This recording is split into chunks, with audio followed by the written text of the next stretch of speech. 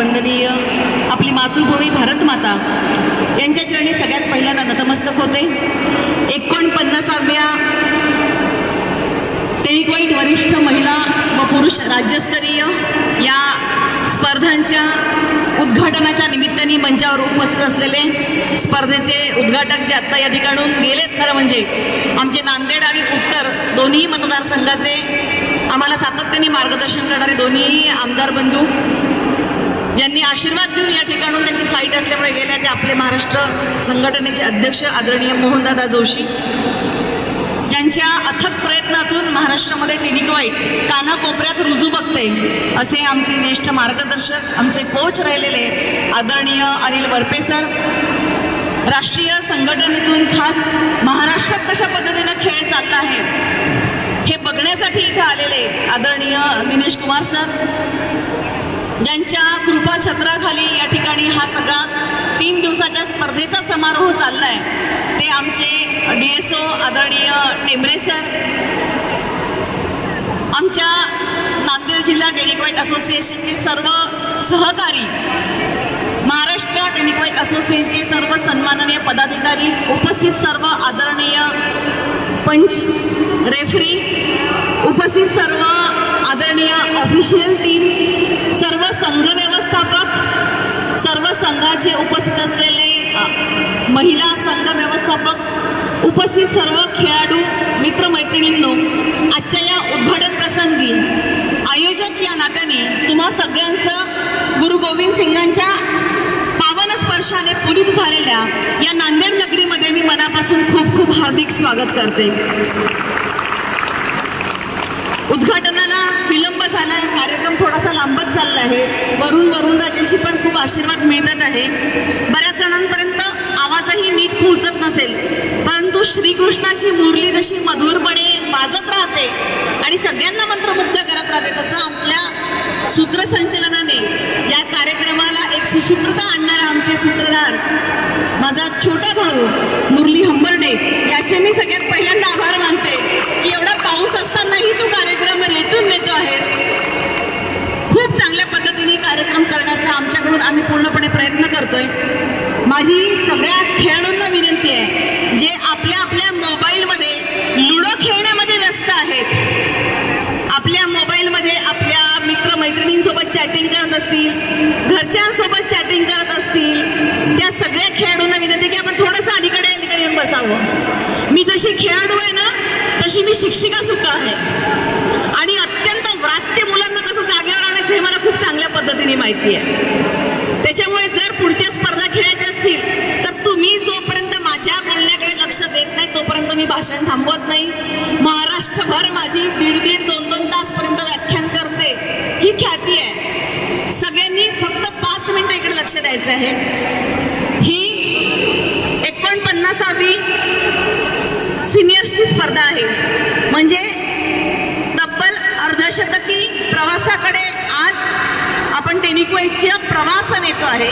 त्या प्रवासाचे तुम्ही आपण सगळेजण साक्षीदार आहोत। मित्रांनो, एखादी स्पर्धा होते, एखादा खेळ आपण खेळत असतो, याचा अर्थ आपण कुठला तरी खेळ निवडला, ग्राउंडवर खेळलो, स्पर्धेत भाग घेतला आणि स्पर्धा संपून गेली, एवढं छोटं त्याचं महत्त्व नसतं। जेव्हा तुम्ही सगळेजण मैदानावर उतरता, जेव्हा तुम्ही एखादा खेळ खेळत असता, तेव्हा तिथं घेतलेला प्रत्येक निर्णय, तुम्ही टाकलेलं प्रत्येक पाऊल हे तुमच्या आयुष्यावर दूरगामी परिणाम करणारं असतं। म्हणून माझी सगळ्यात पहिल्यांदा विनंती आहे की या स्पर्धेत आपण जिंकणार आहोत, हरणार आहोत, या इथं ठेवलेल्या ट्रॉफी कुणाला मिळणार आहे याचा विचार न करता सगळ्यात पहिल्यांदा मी या ठिकाणी माझ्या आनंदासाठी खेळायला आलेलं आहे हे सगळ्यात पहिल्यांदा तुम्ही सगळ्यांनी मनाला बांधून घ्या। आणि म्हणून तुम्ही इथे आलात म्हणजे पहिली स्पर्धा जिंकलेली आहे। माझी इच्छा आहे प्रत्येकाला मी ट्रॉफी देऊ शकलो पाहिजे, पण शक्य नाही आहे, स्पर्धेचे नियम असतात। मग तुम्हाला तर प्रत्येकाला बक्षीस मिळालं पाहिजे की नाही, वाटतं की नाही? मग आता जर प्रत्येकाला मिळू शकत नाही तर आपण छोटासा व्यायाम करू। खूप वेळ तुम्ही बसलेले खेळाडू इतक्या वेळ शांत बसणं अजिबात चांगलं वाटत नाही, त्याच्यामुळे एक छोटासा व्यायाम करून माझं अध्यक्ष भाषण संपवणार आहे मी। प्रत्येकाला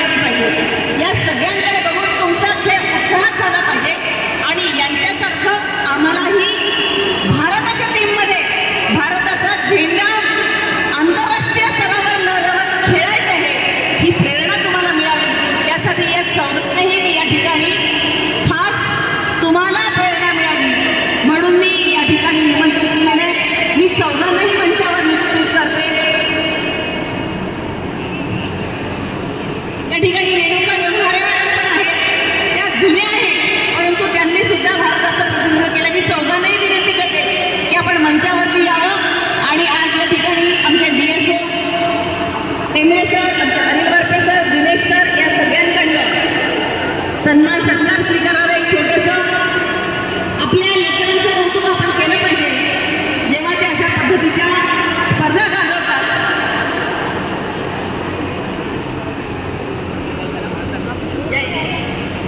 जोरदार टाळ्या पाहिजे. स्पोर्ट्स पर्सन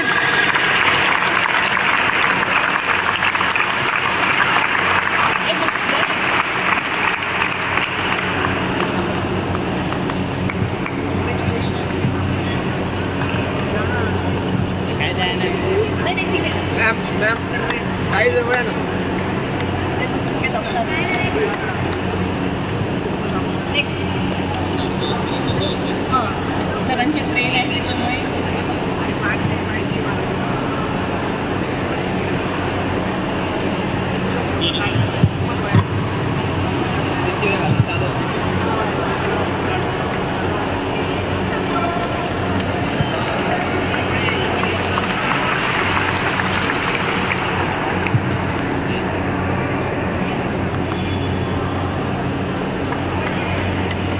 हिच्यासाठी विशेष टाळ्या वाजवा.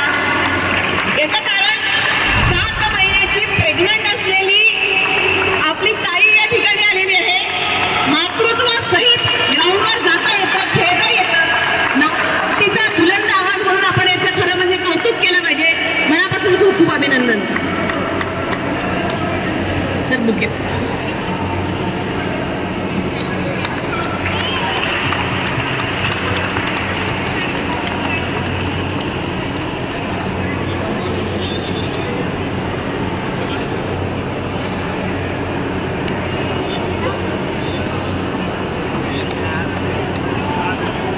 पण जोरदार टाळ्या.